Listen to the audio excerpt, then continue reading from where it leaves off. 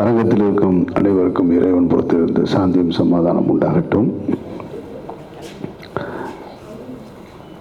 உயிர் தமிழுக்கான பத்திரிகையாளர் சந்திப்பை 2 நாட்களுக்கு முன்னாடியே நடத்தியாச்சு. அதுவே போதுமானது தான் எனக்கு தெரிஞ்சு. நம்ம இன்னும் பொன்னியின் செல்வன் எடுக்கலை, கேஜிஎஃப் எடுக்கலை, அவ்வளோ பெரிய படம்லாம் இல்லை. ஒரு சின்ன படம், நிறைய உழைப்பு. ஆனால் இந்த பத்திரிகையாளர் சந்திப்பு எதுக்குன்னு எனக்கும் தெரியாது இங்கே வர்றது வரைக்கும். அதுதான் உண்மை.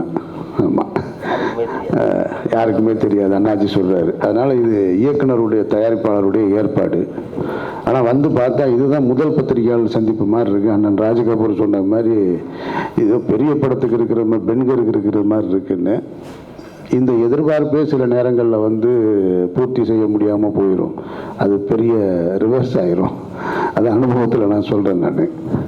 ஸோ அதனால் அண்ணாச்சி சொன்னது, சரவண சக்தி சொல்கிறது, அண்ணன் ராஜகபூர் சொல்கிறது, இவர்களெல்லாம் சாந்தினி படம் பார்த்துட்டு சொல்கிறது, இதெல்லாம் படத்தில் வேலை பார்த்தவங்க எப்போவுமே சொல்கிறது. இது உங்களுக்கு எதுவுமே புதுசு கிடையாதுன்னு எனக்கு தெரியும்.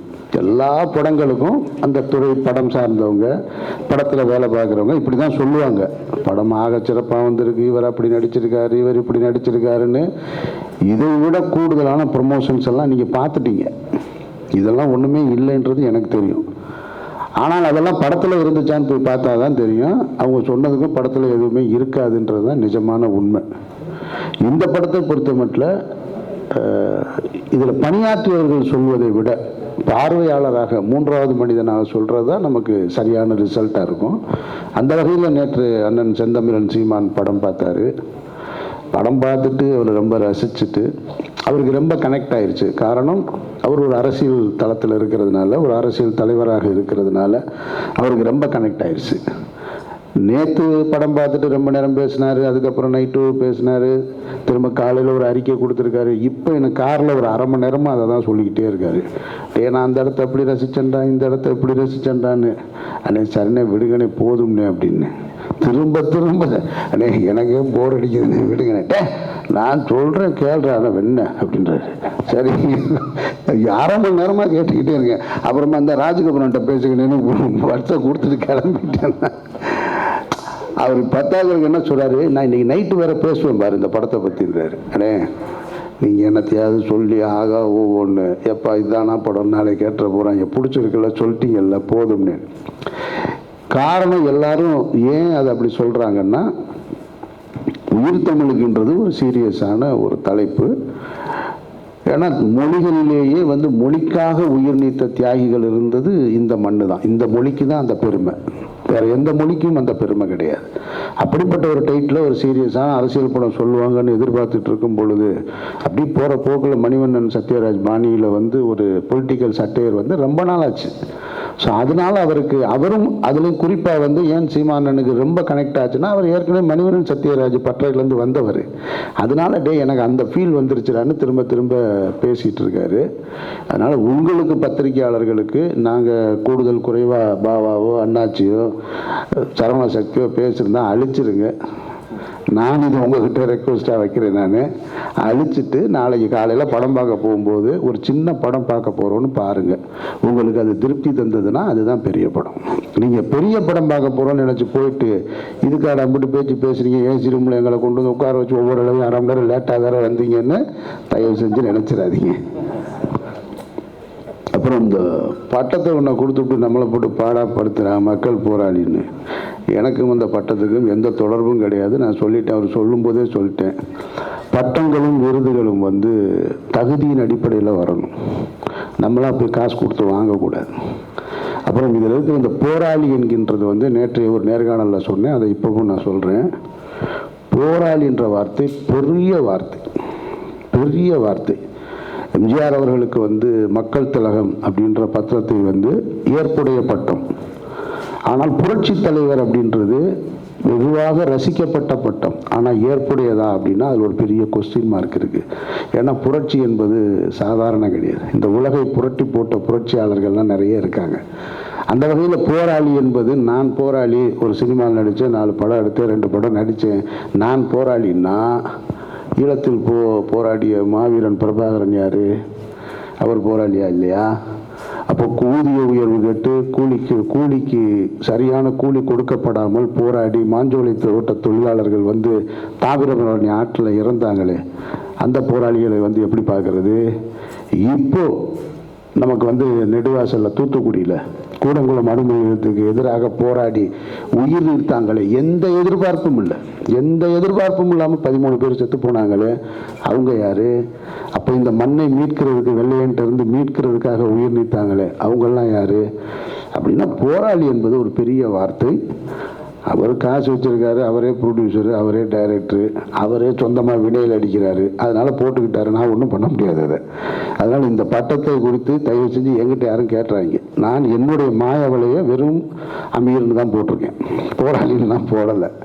அதெல்லாம் காலம் கொண்டு வந்து சேர்க்கணும். ஆனால் மக்களுக்கான போராட்டத்தில் களத்தில் இருக்கணுமானா இருக்கும், அது கடைசி வரைக்கும் இருப்போம். இந்த வெளிச்சம் எங்கள் மேலே படுது இல்லையா, எத்தனை பேருக்கு கிடைக்கும் இந்த நாட்டில்? இந்த வெளிச்சமும் இத்தனை கேமராக்களும் ஒரு மைக்கும் எங்கள் முன்னாடி வந்து நிற்கும் பொழுது எங்களுடைய சுய புராணத்தையோ பெருமையோ எங்களுடைய வாழ்வை வளமாக்கிக்கிற வேலையவே செய்யக்கூடாது. அப்போ இந்த வெளிச்சமும் இந்த புகழும் கிடைச்சிருக்குன்னா ஒரு சினிமா மூலமாக கிடைச்சிருக்கு. அந்த சினிமாவில் இந்த அங்கீகாரத்தை கொடுத்தது மக்கள், அப்போ திருப்பி அவங்களுக்கு தான் கொடுக்கணும். அந்த எண்ணம் எப்பொழுதுமே எனக்கு இருக்குது. அதனால் கடைசி வரைக்கும் மக்களோடையே இருப்போம். அந்த வகையில் நீங்கள் பாருங்கள், ஒரு சின்ன படம் நினச்சி போய் பாருங்கள், உங்களை ஏமாத்தாது இந்த படம், அந்த நம்பிக்கையை நான் தர்றேன். மற்றபடி வந்திருக்கிற அனைவருக்கும் என்னுடைய நெஞ்சார்ந்த வாழ்த்துக்கள். இந்த படம் வந்து எனக்கு வந்து இவங்கெல்லாம் நிறைவாக இருக்கிறதா சும்மா நான் இன்னும் கூடுதலாக இப்போ எனக்கும் அண்ணன் ராஜ்கபூருக்குமா இன்னும் 2 சீன் இருக்குது, ரொம்ப முக்கியமான சீனு. நான் வந்து அந்த சீன்லாம் எடுக்கலை. அப்போ என் மண்டைக்குள்ளே என்ன ஓடுனா, நான் எப்போயுமே ஒரு டைரக்டராக இருக்கிறதுனால என் பிரச்சனை அதுதான். நான் டைரக்டராக இருக்கிறதுனால அந்த எடுக்காத காட்சி, அந்த விட்டு போன காட்சி, இதெல்லாம் இருந்திருந்தால் இன்னும் நல்லா இருந்திருக்குமே, இன்னும் முழுமையடைஞ்சிருக்குமேன்றது மட்டும்தான் ஓடிக்கிட்டே இருக்குது. 2 கஞ்சா கருப்புக்கு ஒரு சீன் இருக்குது, அண்ணனுக்கு ஒரு சீன் இருக்குது, இந்த பொண்ணுக்கு எனக்கு ஒரு சீன் இருக்குது. இதெல்லாம் சேர்த்துருந்தா இன்னும் சரியாக வந்திருக்குமோன்னு சகோதரர் பொண்ணு சொன்னது போல் அது ரொம்ப முக்கியமான ஒரு சீனு. அந்த சீன் இப்போ படத்தில் இல்லை, ரொம்ப நல்லாயிருக்கும். அது ரொம்ப இன்ட்ரெஸ்டிங்காக இருக்கும்.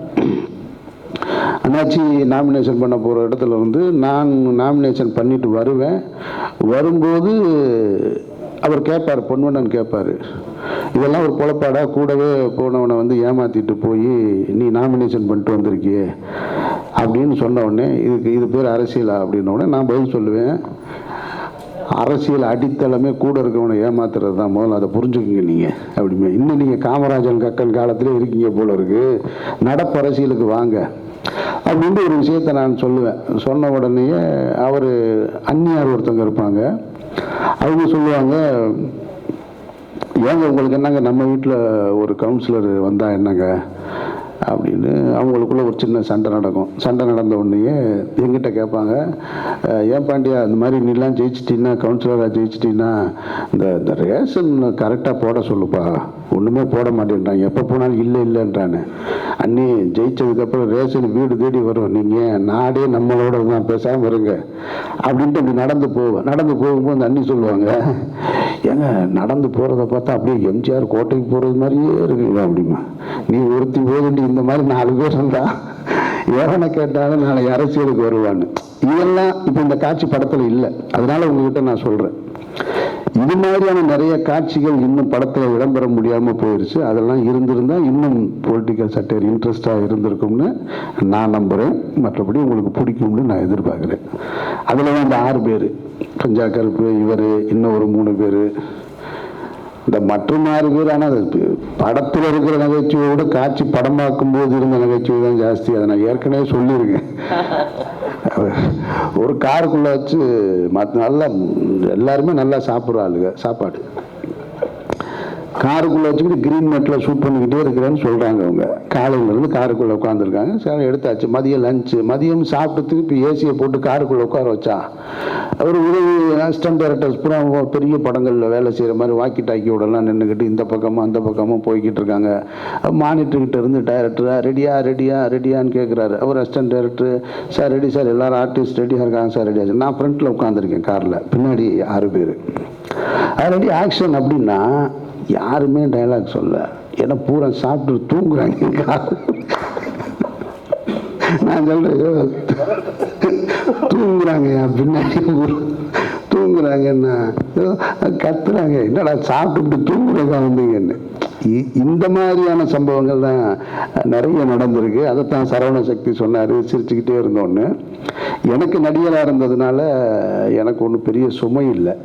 நான் டைரக்டராக இருந்தேன்னா டென்ஷனாக இருப்பேன். அது இந்த மாதிரியான ஒரு படத்தில் நடிக்கும் பொழுது எனக்கு வந்து மைண்டில் எல்லாத்தையும் இறக்கி வச்சுட்டு ஃப்ரீயாக போய் நின்றுட்டு என்ன சொல்கிறாங்களோ அதை மட்டும் செஞ்சுட்டு, இங்கேருந்து இப்படி பல்ட்டி அடிக்கணுமா, இங்கேருந்து இப்படி பல்ட்டி அடிக்கணுமா, இது மட்டும்தான் இந்த படத்தில் நான் செஞ்சுருக்கேன். உங்களுக்கு பிடிக்கும்ன்ற நம்பிக்கையோட. அதிமுகன்ற ஒரு இது வந்து தலைவர் இல்லைன்ற ஒரு கொஸ்டின்ல இருக்கு. ஆனா உங்க படத்துல வந்து எம்ஜிஆர் பிரதானமாக காமிச்சிருக்கீங்க, அதிமுக உருவாக்குனவர் அந்த பேரையும் காமிச்சிருக்கீங்க. என்ன காரணம்? அதிமுக இன்னைக்கு இல்லடா அப்படின்றதால காட்டுறீங்களா?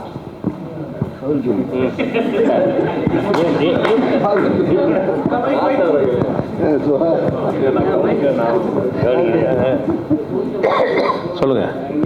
எம்ஜிஆர்னு ஒரு அதிமுக உருவாக்குனவர். ஆமா. காலகட்டத்துல அதிமுகன்ற ஒரு தேசிய இல்லாத தலைவர்கள் நிறைய பேர் சொல்லிட்டு இருக்காங்க. அதுக்கு திரும்ப உயிர் கொடுக்கறதுனால உயிர் தமிழ் கொண்டு வரீங்களா? அப்படிலாம் ஒன்றும் இல்லை. அதெல்லாம் இருக்கு, கட்சி இருக்கு, தலைவர்லாம் இருக்காங்க, அப்படிலாம் ஒன்றும் இல்லை. இல்லை, நீங்கள் அந்த படத்துலையும் வந்து பார்த்தீங்கன்னா முட்டி போட்டு வந்த முன்னாடி நான் வந்து மக்கள் ஓட்டு போட்டு வந்தவங்கடான்னு வேற குத்தி காமிச்சிருக்கீங்க. டைரக்டாவே, மறைமுகமாக கூட இல்லை, இபிஎஸ் நேரடியாக தாக்கியிருக்கீங்க. இன்னைக்கு முழு படம் பாருங்க பிரதர். நீங்க ட்ரெய்லர் டீசர் பார்த்துட்டு நீங்களா ஒரு கதையை கிரியேட் பண்றீங்க. முழு படம் பாருங்க, உங்களுக்கு அது புரியும். அது இல்லை, இன்னைக்கு முட்டி போட்டு வராங்கன்னா யாரை சொல்லுவாங்க? நிறைய பேர் வராங்க. பிரச்சாரம் இப்போ முடிஞ்சிருக்கு, இப்போ எலெக்ஷன் முடிஞ்சிருக்கு. அதுல போட்டோவே காமிச்சிட்டு சுத்திட்டு இருந்தாங்க, எப்படி வந்திருக்காரு பாருன்னு சொல்லிட்டு. ஸோ அதை கனெக்ட் பண்ணும் போது உங்க ட்ரெய்லர் கனெக்ட் ஆகுதுல்ல. நிறைய பேர் இருக்காங்க, நீங்க ஃபுட்டேஜ் போய் கூகுள்ல பாருங்களேன். நிறைய பேர் முட்டி போட்டிருக்காங்க, நிறைய பேர் காலில் விழுகுறாங்க. காலில் விழுவாத அரசியல்வாதி யார் இருக்கா? ஏற்கனவே சொன்னது தான் நான் சொல்றேன். நேற்று கூட ஓட்டு போட்டு ஒருத்தர் முட்டி போட்டிருக்காரு, ஹேண்டிகேப் வந்துருப்பாரு. அதான் நிறைய ஒரு அரசியல் படம் எடுக்கும் போது நாம வந்து நம்ம கண்ணில் என்னத்தை பார்க்குறோமோ அது இருக்கணும். நம்பகத்தன்மை வேணும்ல ஒரு சினிமாவுக்கு. அப்படி இறங்கி நீங்கள் வீதியில் போனீங்கன்னா டீ கடையில் அங்கே கட்சி ஆஃபீஸில் ஒரு 4 நாள் நிற்பாங்க பாருங்கள். அப்படி ஆளுதான் அந்த படத்தில் நீங்கள் பார்க்க போகிறீங்க. நம்பகத்தன்மை வேணும்ல. எங்கேயோ இருக்கிற அரசியலை வந்து நம்ம இங்கே சொல்ல முடியாதுல்ல. அது பார்க்குறவங்க யாரும் அப்படி ஃபீல் பண்ண மாட்டாங்க. படம் ஜாலியாக இல்லை. சத்யராஜ் வந்து அமாவாசன் கிரியேட் பண்ணும்போது ஒட்டுமொத்த அரசியல்வாதியும் அதை பார்த்து என்ஜாய் பண்ணாங்க, அரசியல் இப்படி தாண்டா இருந்ததுன்னு. ஆனால் உங்கள் அரசியல் காமிக்கும் பொழுதே ஒரு கிரியேட் ஆகுது. ஆல்ரெடி அவர் மேலே ஒரு இஷ்யூ ஓடிட்டு இருக்கு. அதை தாண்டி இந்த இதை காமிச்சதுக்கப்புறம் என்னடா இவங்களை காமிக்கிறதுக்கு பதில் ஆப்போசிட் பார்ட்டியை காமிச்சிட்டு இருக்காங்களே அப்படின்றது வெளியே ஒரு டாக் போயிட்டு இருக்கு. தெரியல உங்களுக்கு? முதல்ல அந்த வசன படத்தில் இப்போ இல்லை, அது சென்சார் செய்யப்பட்டது. நீங்கள் ஒரு வசனம் வந்தது, அது ஏன், அது யாரை குறிக்குதுன்னு கேட்குறீங்க. அப்படிலாம் இல்லை, எல்லாரையுமே பேசியிருந்தோம்.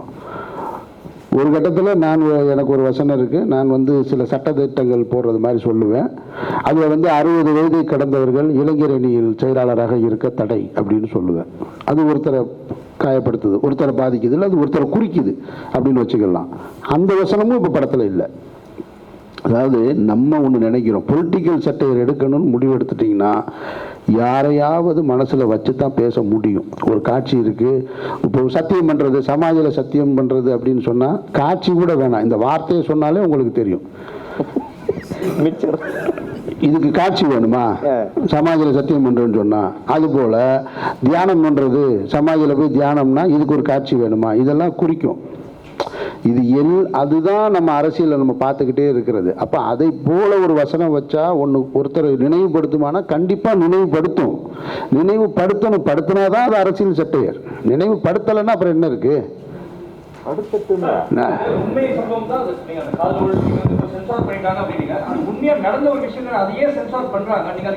இதுதான் கேள்வி. நம்ம கேட்குறோம். நீங்கள் இந்த படத்தில் எம்ஜிஆர் அவர்கள் அப்படின்னா கருப்பு சிவப்பு வெள்ளை அப்படின்னா எம்ஜிஆர் தான். அப்போ இந்த படத்தில் நாங்கள் வந்து எம்ஜிஆர்னு எங்கெல்லாம் பெயர் வருதோ அதில் கருப்பு சிவப்பு வெள்ளையை பயன்படுத்தியிருக்கோம். எம்ஜிஆர் வந்து இன்னைக்கு கட்சி தாண்டி போயிட்டார், உண்மை தானே. கட்சி தாண்டி எல்லாரும் ரசிக்கிற இடத்துல இருக்கிற ஒரு நபராக இருக்கிறாரு. அப்படி இருக்கும் பொழுது ஏன் நான் எம்ஜிஆரை நான் அந்த இடத்துக்கு சொல்கிறேன்னா அதுக்கு நான் விளக்கம் சொல்கிறேன். ஆனால் சென்சாரில் என்ன பண்ணுறாங்கன்னா அந்த கருப்பு சிவப்பு வெள்ளையை எடுத்துருங்கன்றாங்க. இதை ஏன் எடுக்க சொல்கிறாங்கன்னு அவங்கக்கிட்ட நம்ம வாதம் பண்ணோம்னா, பொருள் செலவு பண்ணியிருக்கோம், படத்தை எடுத்திருக்கோம், நம்ம இப்போ திரையுலகு கொண்டு வரக்கு போராடிக்கிட்டு இருக்கோம். என்ன போராடினாலும் சென்சாரில் என்ன முடிவு எடுக்கிறாங்களோ அவங்க தான் இறுதி முடிவு. இதே வந்து மலையாள படத்துல பாத்தீங்கன்னா கம்யூனிஸ்டோடைய கொடி சின்னம் எல்லாமே அலோவ் பண்றாங்க. இந்த பத்திரிகையாளர் சந்திப்பிலேயே மிகச் சரியான கேள்வியாக நான் இதை பார்க்குறேன் நான். ஏன்னா ஏன் பொலிட்டிக்கல் சட்டையர் படம் இங்கே வர்றதில்லைன்னா சென்சார் தான். அதுதான் ப்ராப்ளம். நீங்கள் சொன்ன மலையாள படத்தை நானும் பார்த்துருக்கேன். அந்த மலையாள படத்தின் துவக்கத்திலேயே கண்ணனூர்ன்ற ஏரியாவில் ஒரு கர்ஃப்யூலேருந்து தான் கதை தொடங்கும். கர்ஃப்யூலேருந்து கதை தொடங்கும். கர்ஃப்யூவில் என்ன நடக்கும்னா, ஒரு RSS பிரமுகர் கொல்லப்பட்டிருப்பார், கம்யூனிஸ்டால் கொல்லப்பட்டிருப்பார். இப்படி ஒரு கதையை தொடங்கி என்று முடியும் போது மீண்டும் ஒரு கர்ஃப்யூவில் முடியும். அப்படியான அரசியல் படங்களுக்கு அங்கே சென்சார் எளிதாக கிடைக்கப்படுகிறது. காங்கிரஸ்ன்ற வார்த்தை இப்போ இல்லை, 20 வருஷத்துக்கு முன்னாடியே உங்கள் காங்கிரஸ்னால நாங்கள் எவ்வளோ கஷ்டப்பட்டோம் தெரியுமா? ஆமாம், நீங்கள் கம்யூனிஸ்ட் இப்படி சொல்லி தான் நீங்கள் மட்டும் நல்லா இருக்கீங்க. இது போல வசனங்கள்லாம் 20 வருஷத்துக்கு முன்னாடியே நான் மலையாள படங்களில் கேட்டிருக்கேன். நான் இப்போ வரைக்கும் அங்கே இருக்கக்கூடிய அரசியலும் அப்படிதான் இருக்கு. பொது மேடைகள் அப்படிதான் கலந்துக்கிறாங்க. சென்சாரும் எளிதாக கொடுக்கப்படுது. இங்கே மட்டும்தான் எதுவுமே சொல்லக்கூடாது. அப்போ இதை எதிர்த்து போராடக்கூடிய இடத்துல அமைப்பு இருக்கணுமே தவிர ஒரு தனிப்பட்ட படத்தை எடுத்தவங்க போய் சண்டை போட முடியாது. அப்போ இவங்க என்ன சொல்றாங்கன்னா, கருப்பு சிவப்பு எம்ஜிஆர் கலரை எடுத்துருங்கன்றாங்க. கலரை எடுத்துட்டா எம்ஜிஆர் மாறிடுவாரா? நான் கேட்குறேன். எம்ஜிஆர்ன்றது அந்த முகம்தான். அப்போ எடுத்தாச்சு. அப்போ நீங்கள் சொல்கிறது மாதிரி இந்த வசனங்களை எல்லாம் நீக்க சொல்கிறாங்க. இல்லை ஒருத்தவங்களை காயப்படுத்துது அப்படின்றாங்க. சரி, ஓகே, எடுத்துருங்க. எதுக்கு போட்டு மல்லு கட்டிக்கிட்டு? நம்ம அதை தாண்டிய ஒரு விஷயம் எங்கேயோ ஒன்று நமக்கு பக்கத்தில் இருக்குல்ல அப்படின்னு காம்ப்ரமைஸ் தான் பண்ணுறோம். முழுமையாக அரசியல் சட்ட ஏற்படுத்த எடுக்க முடியாததுக்கு காரணம் சென்சார் போர்டுன்றதை நீங்கள் விளங்கிக்கணும். நான் குற்றமாக சொல்லலை, அவர்கள் அதை புரிஞ்சுக்கணும். அவர்களால் எடுக்க முடியலன்னா இதெல்லாம் நீங்கள் அவங்க எடுத்து, இது வந்து நான் மௌனம் பேசியதுக்கு சொன்னது தான் இப்பவும் சொல்கிறேன். வெண்ணெய்ன்ற வார்த்தையை வந்து வெட்ட சொன்னாங்க. அது தாண்டின வார்த்தையெல்லாம் வேற படத்தில் வந்திருக்கு. அப்போ ஒவ்வொரு காலகட்டத்தில் சென்சார் அதிகாரிகள் இருக்கிறவங்க அவங்களுடைய மனநிலையெல்லாம் சேர்ந்து தான் பிரதிபலிக்கும். அவங்களுடைய தத்துவம், அவங்களுடைய சித்தாந்தம் சேர்ந்து தான் படத்தில் வரும். அதனால் அதுக்கு காரணம் நம்ம கிடையாது. நம்ம இன்னும் நிறைய பேச தயாராக இருக்கோம், இன்னும் வைக்கிறதுக்கு தயாராக தான் இருக்கும். பிரபாகரன் அவர்களுடைய சீருடையோடு இருந்த படம் சென்சார் செய்யப்பட்டிருக்கு இந்த படத்தில். அதில் என்ன இருக்குது? பிரபாகரன் அவர்களால அப்படி தான் தெரியும். அவர் வந்து அந்த சீருடையோடு இருக்கிறது தான். அதை மறைக்கணுன்றாங்க. சரி, மறைச்சாச்சு, போங்க. அமீர் சார், நீங்கள் சொன்னீங்க சென்சாரில் நிறைய விஷயம் பண்ணுறாங்க, எல்லாத்தையும் தடுக்க போகிறாங்கன்னு சொல்கிறீங்க. ஆனால் பின்னாடி பார்த்தீங்கன்னா ஃபுல்லாக காவியே தான் இருக்குது, அந்த கொடி ஃபுல்லாகவே. அதை ஏன் வந்து சென்சார் பண்ணலை? நீங்கள் திரும்பி பாருங்கள், ஃபுல்லாக காவி தான் இருக்குது, ஒயிட்லாம் கிடையாது. அது காவி இருக்கு சார். சொல்லுங்க, ஒரு நிமிஷம் இருங்க, நான் சொல்கிறேன். அது இங்க ஃபைனல் அவுட்ல வந்திருக்கு. அது காவி இல்ல இல்ல அப்படி கேட்க வரல. என்னன்னா 3 கலர், அதுல ஒரு கலர் இல்ல சார். என்னன்னா காவி தான் பிரதானமா தெரியுது அதுல. சரி, அதை மட்டும் தூக்க விட மாட்டாங்க. ஏன்னா இப்போதைக்கு அவங்க தான் ஆளுங்க மெயின்ல இருக்காங்க. சோ அதனாலதான் வந்து உங்களுக்கு எல்லாத்துக்குமே வந்து ஈஸியா சரி காவி. ஏன்னா அவங்க வந்து திருவள்ளுவருக்கே காவி போட்டுருங்க அவங்க, அதுக்காக ஃப்ரீயா விட்டாங்களோ அந்த ஆங்கிள் நாங்கள் யோசிக்கிறோம். அது மூலம் காவி கிடையாது. கிரிக்கெட் அவர் சொல்ற மாதிரி கிரிக்கெட் ஜெர்சியவே மாத்திட்டாங்க. மேல ஆரஞ்சு கரெக்டா இருக்கு.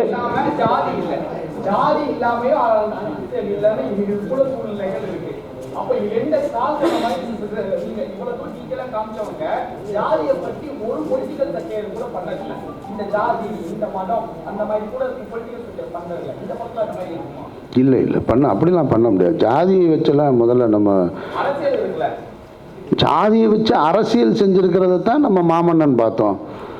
அதை பொலிட்டிக்கல் செட்டர் கிண்டல் அடிக்க முடியாது இல்லையா? நம்ம நான் உங்களுக்கு புரிஞ்சுக்கிறதுக்காக சொல்கிறேன், புரிஞ்சுக்கிறதுக்காக. இது யாரையும் காயப்படுத்துறதுக்குல. நீங்கள் கேட்டதை இப்போ ஒரு வசனம் இருக்குது. இவர் ஒரு காவல்துறை அதிகாரியாக இருக்கார். ரொம்ப நான் ஒரு பொறுப்பில் இருக்கேன், உயர் பொறுப்பில் இருக்கேன். இவரை நான் கேவலப்படுத்தணும்னா எப்படி என்ன கோட்டாவில் வந்தியா அப்படின்னு கேட்டால் நீங்கள் கேட்டது அதுதான். புரியுதா உங்களுக்கு? நீ என்ன கோட்டாவில் வந்தவனா அப்படின்னு கேட்டால் இல்லை நான் மெரிட்டுன்னு சொல்கிறாருன்னு வச்சுக்கோங்க. அதுதான் நீங்கள் கேட்குற ஜாதிய அரசியல் இருக்குது. அப்படி நம்ம போய் அந்த மாதிரிலாம் இந்த படத்தில் எதுவுமே இல்லை. அப்படி பண்ணவும் முடியாது. ஏன்னா ஒரு பராசக்தி வந்தது போல உள்ள காலகட்டம் இப்போ இல்லை. அன்றைக்கு இருந்த விமர்சனங்கள் அதையெல்லாம் வந்து சென்சார் செய்யப்பட்டு தணிக்கை செய்யப்பட்டு பொதுவெளிக்கு வந்தது. இன்னைக்கு யாரையாவது ஒரு பெயர் எங்கேயோ ஒரு படத்தில் வந்ததுன்னு நினைக்கிறேன் நான். எந்த படம் எனக்கு நினைவில்லை. ராக்கெட் ராஜான்ற ஒரு பேர் ஒருத்தர் வச்சிருந்தாரு. உடனே ஒருத்தர் அவர் எங்க கட்சியோட தலைவரை சொல்றாங்க, சிறுத்தையா எங்க தலைவர் வச்சிருக்காங்கன்னு சொல்லி அதுக்கு வந்து தடை கேட்டாங்க. இப்படி எங்கேயோ ஒன்று வக்கீல் ஒரு இடத்துல வந்து நின்று ஒரு இடத்துல ஏதோ தவறு செய்கிறாருன்னா உடனே வக்கீல்கள் சங்கம் வந்து அந்த படத்துக்கு தடை கேட்குறாங்க. ரொம்ப மாறிடுச்சு. இப்போ முன்ன மாதிரி இல்லை. தமிழ்நாட்டில் மட்டும்தான் இந்த பிரச்சனை. ஹிந்தியில் இதெல்லாம் இல்லை. ஹிந்தியில் இதெல்லாம் தாண்டி வேற வேற படங்கள் வந்துகிட்டு இருக்கு, மலையாளத்தில் வந்துகிட்டு இருக்கு. தமிழ்நாடு மட்டும் ஏன் இப்படி இதில் சிக்கி சின்ன பின்னமாக போயிருக்குன்னு இப்போ வரைக்கும் யாருனாலும் விட கண்டுபிடிக்க முடியல. இதை தீர்ப்பதற்கான முயற்சியில் தமிழ் சினிமாவை சார்ந்தவர்களும் இல்லைன்றதை மறுக்க முடியாத உண்மை. அதான் சார்.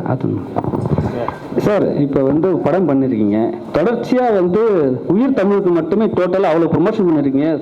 அடிக்கடி 2 நாளைக்கு ஒரு வாட்டி ப்ரெஸ் மீட்டு சீமனன் வந்து பார்க்குறாரு. என்ன காரணம்? சரி, தேட்டர் உங்களுக்கு கிடைக்கலையா? என்ன உயிர் தமிழுக்கு தமிழ்னாவே பிரச்சனை, அதுக்காக உங்களுக்கு பிரச்சனை கொடுத்துனே இருக்காங்களா? அதெல்லாம் ஒரு பிரச்சனை இல்லை. அதான் நான் சொன்னேன். நான் போன ப்ரெஸ் மீட்டில் நான் சொன்னேன் வந்து ஒரு தயாரிப்பாளர் பின்னாடி இருந்து நிறைய சங்கடங்களை கொடுத்துட்டாரு. கடைசி வரைக்கும் சொல்ல மாட்டீங்க ஒரு பேரை. இப்போ சொல்றேன். வேணாம்மா, வேணாம் வேணாம் வேணாம் வேணாம் வேணாம் வேணாம், கடந்து போயிடுவோம். நம்ம இன்னொரு ப்ரெஸ் மீட்ல நம்ம டீட்டெயிலாக நம்ம சொல்லலாம்.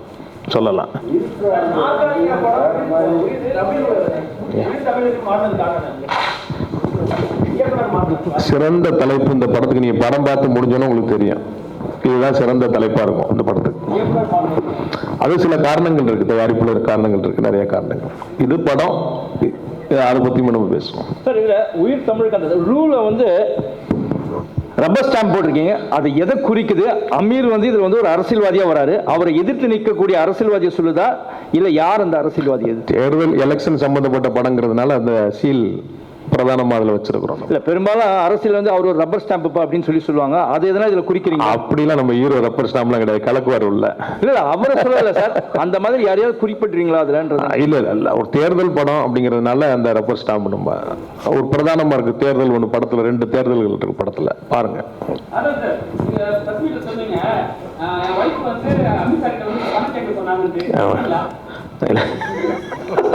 உங்க முன்னாடி தானே கேட்டேன்.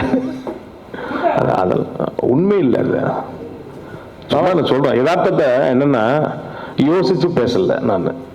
யதார்த்தமா என் மனசுல என்ன பட்டுச்சோ நான் அதுதான் டக்குன்னு போய் உங்களை சேர்ந்துருச்சு. அது அதனால அதை தவிர்த்துடலாம். நம்ம அதுக்கு தான் இந்த பிரஸ் மீட். இது படம் கடந்த ஆண்டு பொங்கல் அப்போ ஒரு வாழ்த்து செய்தி வருது போஸ்டரோட. அதுல இது தமிழகம் இல்ல தமிழ்நாடு அப்படின்னு சொல்லின்ற வசனத்தோட வந்திருக்கும்.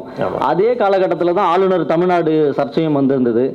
அது இந்த வசனங்கள்லாம் படத்துல இருக்குதா? இது ஆளுநருக்காகவே அது இந்த போஸ்டர் உருவாக்கப்பட்டதா? முதல்ல இந்த போஸ்டர் நீங்க இவ்வளவு நாள் ஞாபகம் வச்சிருந்ததுக்கு நன்றி. ஏன்னா தமிழகம் தமிழ்நாடு 2 ஒண்ணுதான். புழக்கத்தில் இருக்கிற ஒரு வார்த்தை, தேவையில்லாத ஒரு சர்ச்சை வந்தது.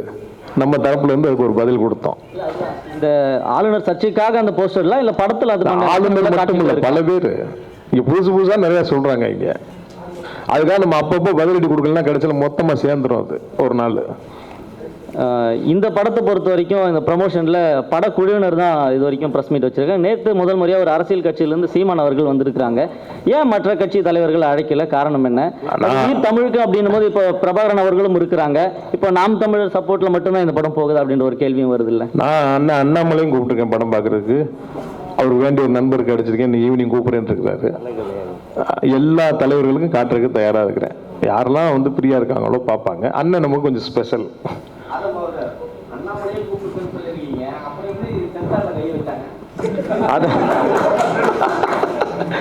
சென்சார் பார்த்தீங்கன்னா இப்போ சார் இந்த கேள்விக்கு பதில் சொன்னாங்க. இங்கே இன்னொருத்தர் கூட கேட்டார், ஒரு மத சம்பந்தமான. இதுக்கு முன்னாடி தான் ஆன்டி இண்டியன் ஒரு படம் நான் எடுத்திருக்கேன், நீங்க பார்த்தீங்க, எல்லாரும் பார்த்தீங்க. அந்த படம் திரையிறதுக்கே தகுதி இல்லாத படம்னு சொன்னாங்க. கட்டெல்லாம் கொடுக்கல, படமே ரெஃப்யூஸ்ன்றாங்க. வித்தவுட் கட்டு நான் வாங்கிட்டு வந்தேன், ஒரு கட்டு கிடையாது. அதனால சமரசம் பண்ணிக்கிறது இல்லை நம்ம. இந்த படத்தை பொறுத்தவரை அந்த மாதிரி கட்டுகள் கொடுக்கல. அந்த படம் என்னன்னா அவங்க சொன்ன கட் பண்ணோம்னா படமே 1/2 மணி நேரம் தான் இருக்கும். ஆன்டி இண்டியன் 1/2 மணி நேரம் இந்தியனா இருக்கும். இந்த படத்தில் அந்த மாதிரி கதையை பாதிக்கிற மாதிரியான கட்டுகள் இல்லை. சுவாரஸ்யமான சில விஷயங்கள் இருந்தது, நம்ம சரி பண்ணிடுறேன். எல்லாத்துக்கும் நான் கோர்ட்டுக்கு போக முடியாதுல்ல, இங்கேருந்து இன்னொரு 6 மாதம் ஆயிரும் போய் கோர்ட்டுக்கு போய் நம்ம போய் வாங்கிட்டு வர்றதுக்கு. அதனால சமரசம் பண்ணிக்கிட்டோம். அதான் சார் சொன்ன மாதிரி சென்சார் போர்டுங்கிறது ஆல் ஓவர் இந்தியாவுக்கு ஒன்று தான், ஆனால் மாநிலத்துக்கு மாநிலம் அது வேற மாதிரி நடந்துக்குது. ஆமாம்,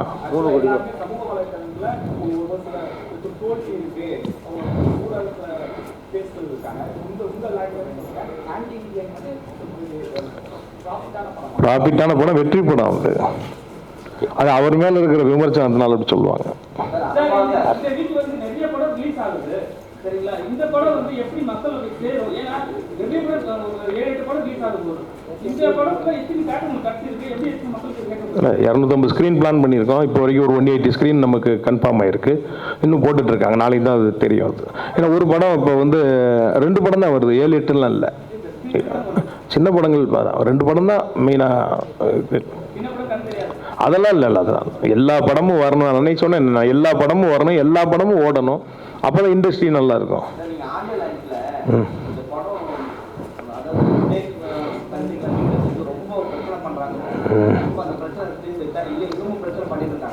பிரச்சனை பண்ணிக்கிட்டு தான் இருக்காங்க, அதெல்லாம் தாண்டி தான் ரிலீஸ்.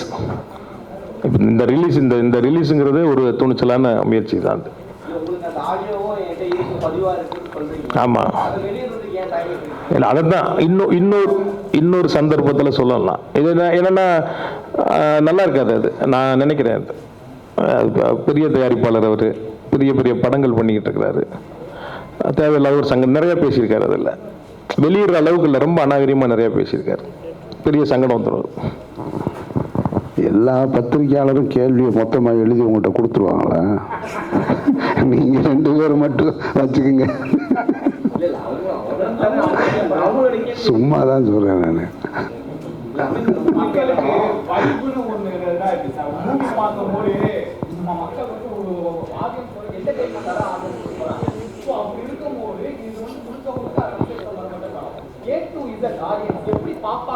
இல்லை என்டர்டைன்மெண்ட் இருக்கு. இது வெறும் அரசியல் படம் கிடையாது, பொழுதுபோக்கு இருக்குது. அண்ணாச்சி பண்ணுற காமெடி இருக்குது, கஞ்சா கருப்பு பண்ணுற காமெடி இருக்குது, 2 பாடல் காட்சி இருக்குது, 2 சண்டை காட்சி இருக்குது. அதனால் இது ஒரு பொழுதுபோக்கு படம் தான். அது அரசியல் சட்டையில் ஒரு ட்ரை பண்ணியிருக்கு. ஒர்க் அவுட் ஆகுதா இல்லையான்னு நாளைக்கு நீங்கள் பார்த்துட்டு சொல்லுங்கள்.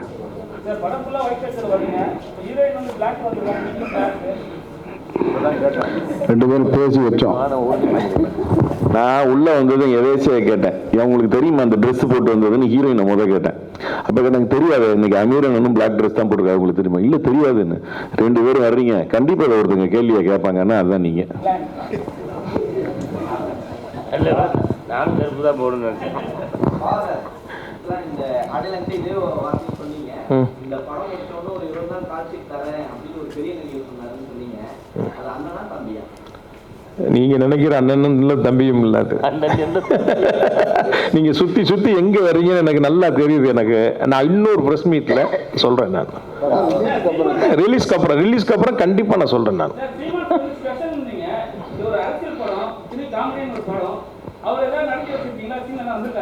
அண்ணனுடைய வசனங்கள் நிறைய படத்துல இருக்கு.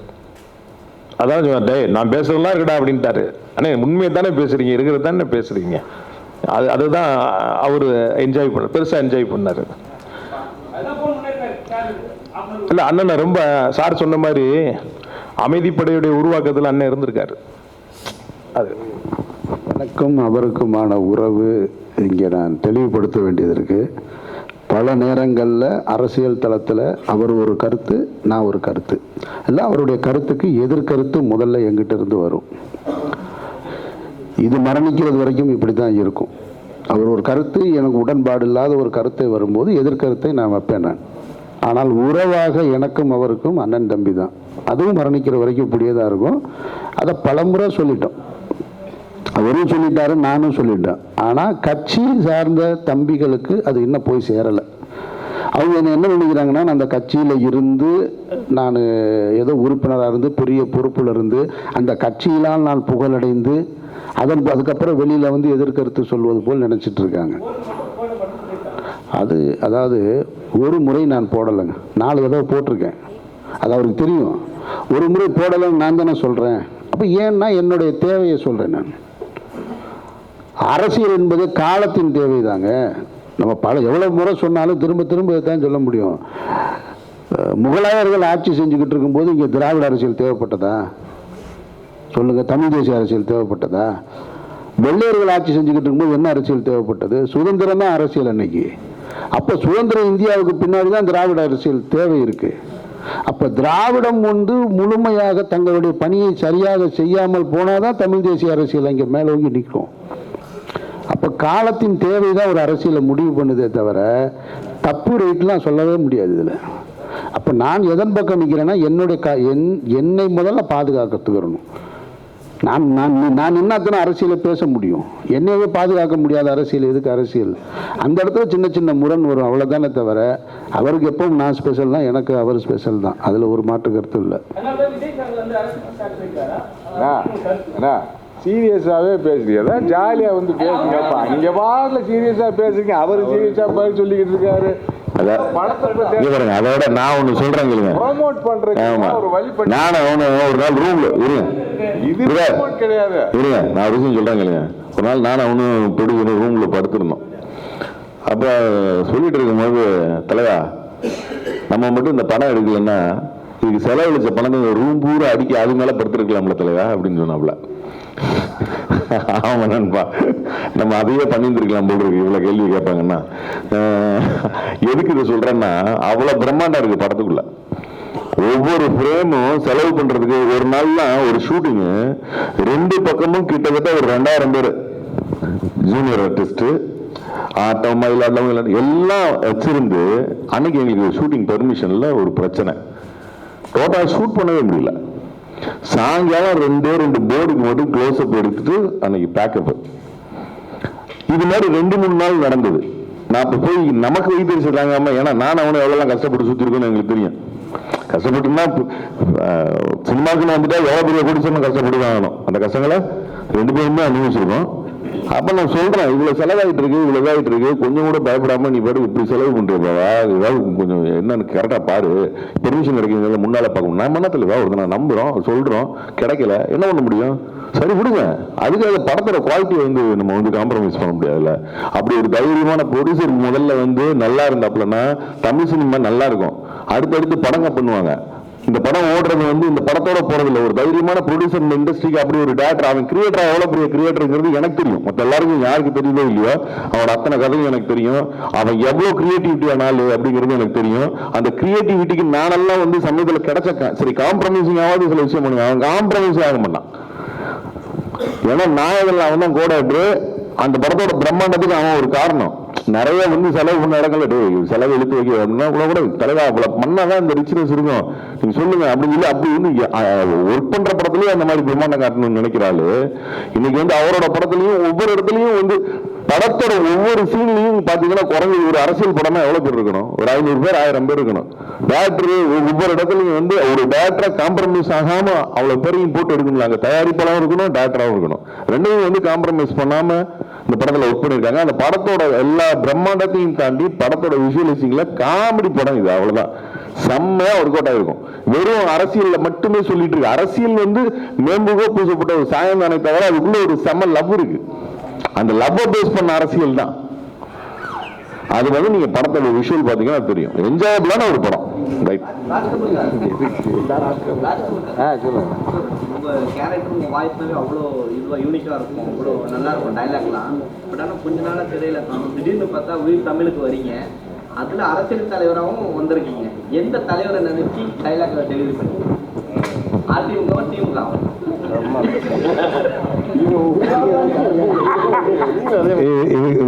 ஜாலியா பொம்பளை இழுத்து விட்டு நான் ஏதாவது பெருதை போட்டு நான் ஒரு இல்ல அதான் நாங்களாம் ஜாலி யதார்த்தமான அரசியல்வாதி தான். எப்பனையும் ஃபாலோ பண்றது கிடையாது. இருந்துச்சு ஒரு காலத்துல இருந்துச்சு, அவர் பெருசு இவர் பெருசு, எப்பனுமே பெருசு கிடையாது, எப்பனும் யோகியம் கிடையாது. இப்ப சென்சாரை பத்தி அண்ணன் சொன்னாரு. சென்சார்ல இருக்க பூரா யாரு கட்சிக்காரனே இருக்கான், கமிட்டியில இருக்க பூரா கட்சிக்காரனு. அவனுக்கு தேவையான அவனுக்கு இது பண்ணுவான். நான் ஃபர்ஸ்ட் அரண்மனைக்கு ராசாவின் நேரத்தில் ஒரு படம் அப்போ வந்து ராஜகிரன் பண்ணும்போது கிட்டத்தட்ட வந்து ஒரு 200 மணி ஒக்காலி போட்டிருப்பாரு. ஒக்காலின்னு சொல்லிடுவாரு. நான் ஏன் போய் தாளாட்டு கேட்க மாதிரி ஃபர்ஸ்ட் பார்த்துல ஒரே ஒரு இடத்துல ஒக்காலி வச்சிருந்தேன். வெட்டுறாங்கிறா என்ன போன வாரம் தான் அந்த படத்துல வந்து 200 ஒக்காலி இருக்கு அப்படின்னு சொன்னா, இல்லை அது அந்த படம் இது இந்த படம் அப்படின்னா. ஸோ அந்த மாதிரி சென்சார் வந்து நம்மளுக்கு ஸ்கிரிப்ட்ல அவனுக்கு வந்து கரெக்டா வந்து மேல வந்து ஒரே இது வெட்டுடான்னு சொன்னா மேல ஒட்டுக்குள்ள எல்லா படத்துக்கும் ஒரே மாதிரி இருக்கணும். கேட்டா கல்ச்சரு அது இது கேரளாவுக்கு ஒரு சென்சார் இங்க ஒரு சென்சார் அப்படி ஏதோ ஒன்று ஒரு காரணத்தை சொல்லி நம்மளை ஏமாத்தி விட்டானு.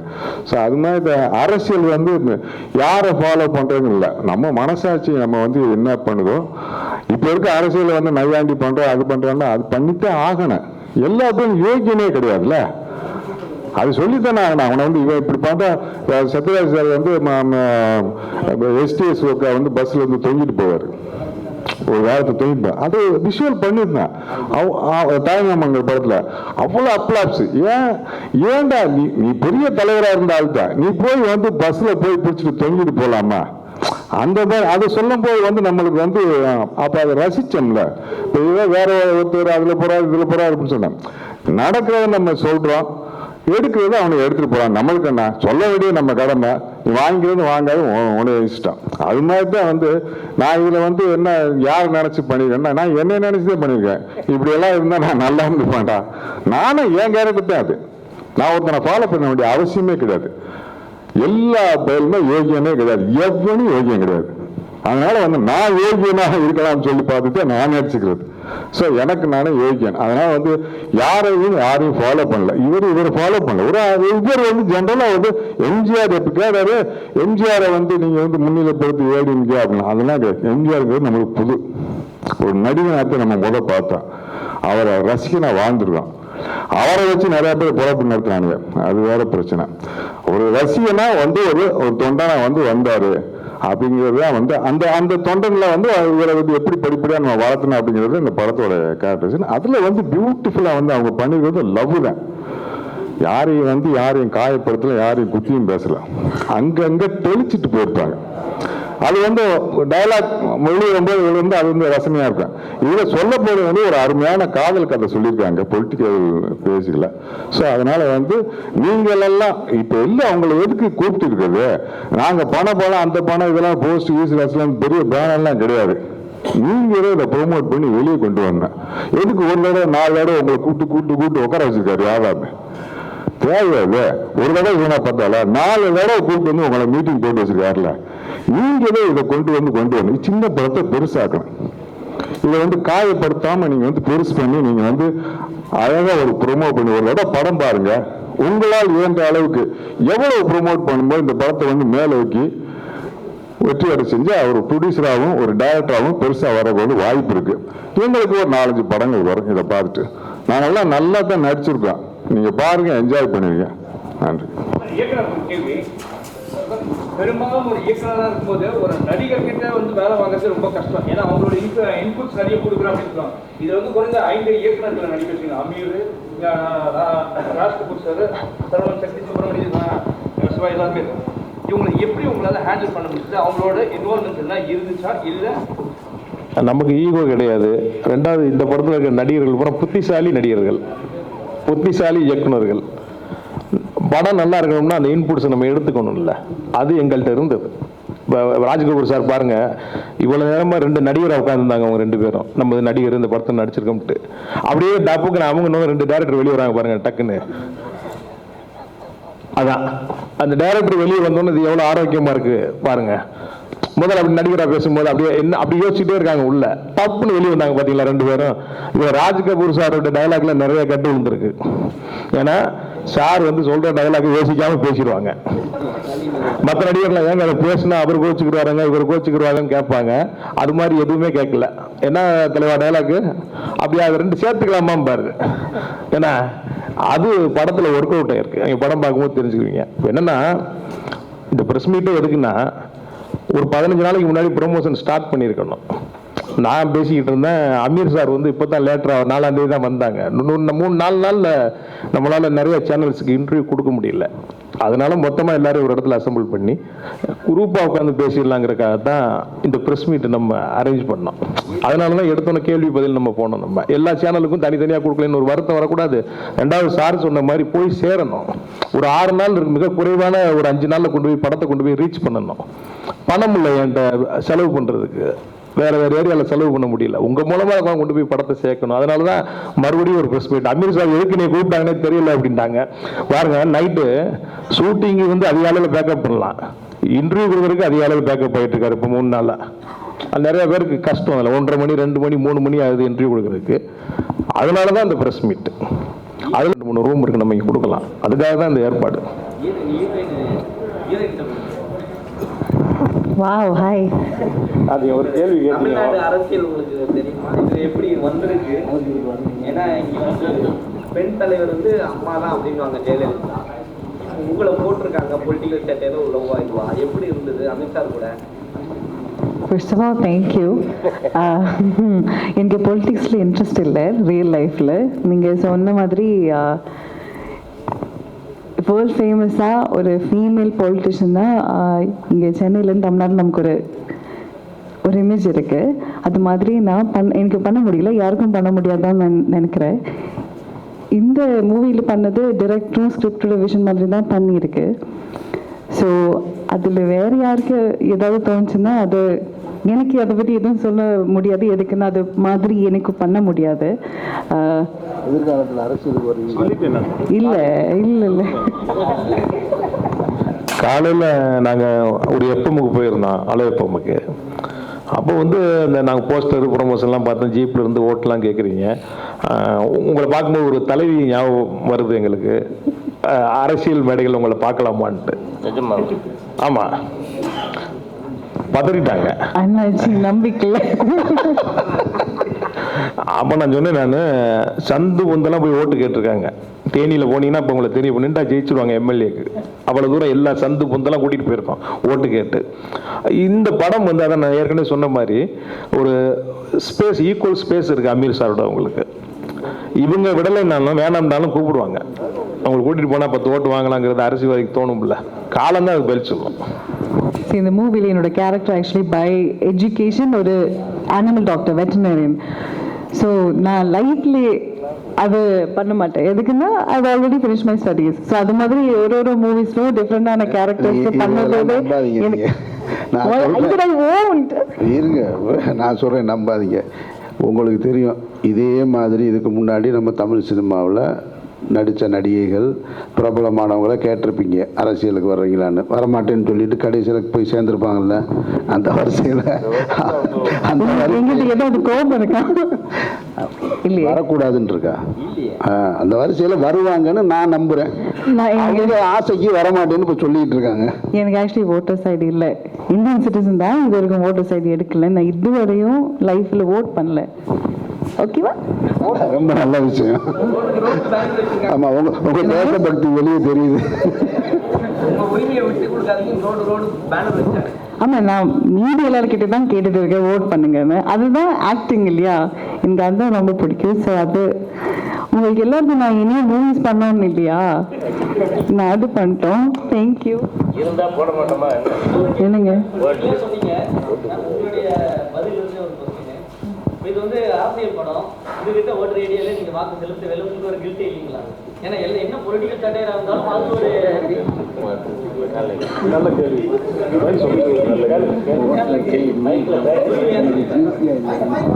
இல்லையே, எனக்கு வெட்டினரியனோட டிகிரியே இல்லை. ஆனாலும் நான் இந்த மூவில ஒரு பசுக்கு ட்ரீட்மெண்ட்டும் கொடுத்துருக்கேன்.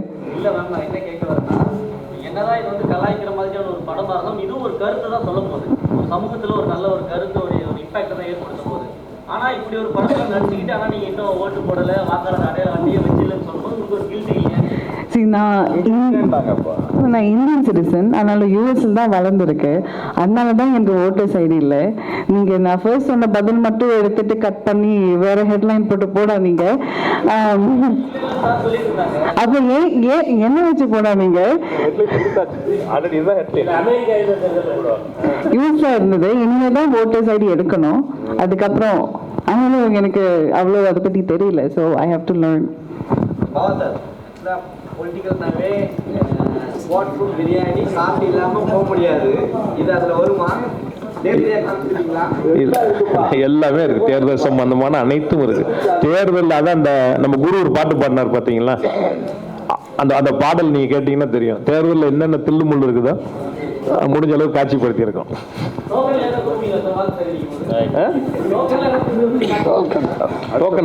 டோக்கன்ல டைரக்டா பேமெண்டே கொடுத்துருவோம். பண்ண இது நல்லா வந்தது. நீங்க நாளைக்கு படம் பாருங்க, குறைகள் இருக்கும், குறைகள் இல்லாமல் சினிமா இல்லை. அது இது மாதிரியான ஒரு என்டர்டெயின்மெண்ட் கமர்ஷியல் மூவியில் கண்டிப்பாக அங்கங்கே இருக்கும்.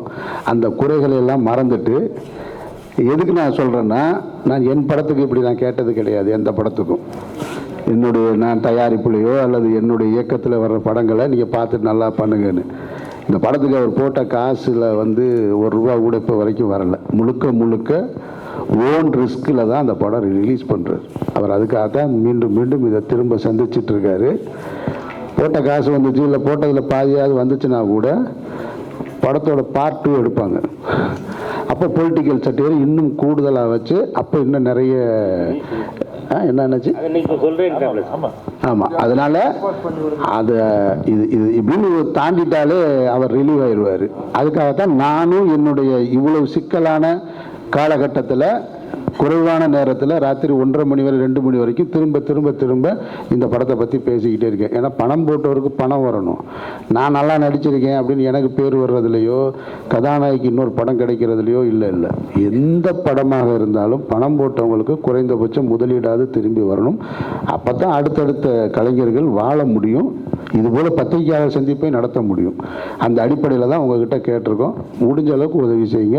ரொம்ப நீங்கள் போகும்போது சுப்ரீம் கோர்ட் ஜட்ஜு மாதிரி தேட்டருக்குள்ளே போயிடாதீங்க. ஒரு ரசிகனாக போங்க. இது என்னுடைய தாழ்மையான வேண்டுகோள். நன்றி.